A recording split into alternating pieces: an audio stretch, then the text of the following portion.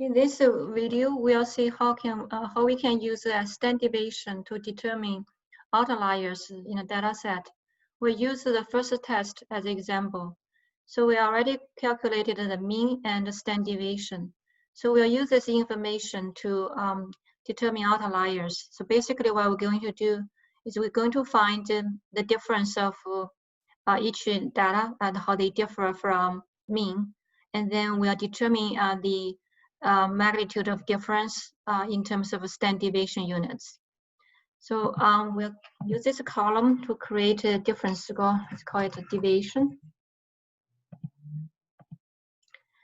And then, yes, so we find that how a score of 13 different from mean. So just make sure that it will be same cell value that's subtracted. So put a $sign there and then enter.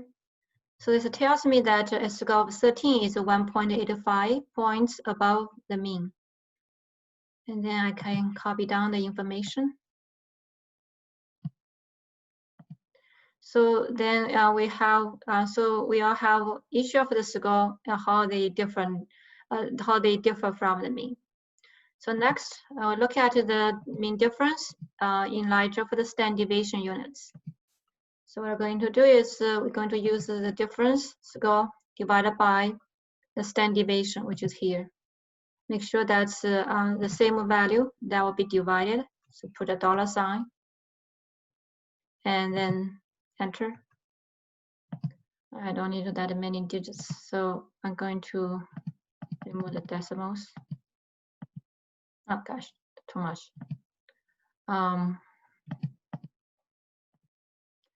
So this tells me that the 13 is 1.85 points higher than the mean. In terms of standard deviation units, that's 0.8 standard deviation above the mean. So once I have this standard deviation information, I can fill down. And then I'm going to just look at those standard deviation scores. Yeah, so basically this tells me each of the score how many standard deviation away from the mean and from the center. So the score for 6, that's more than 2 standard deviation from mean. So that's a potential outlier. And what we did is we just use standard deviation to find these scores. And that's the end of this tutorial. Thank you for watching it.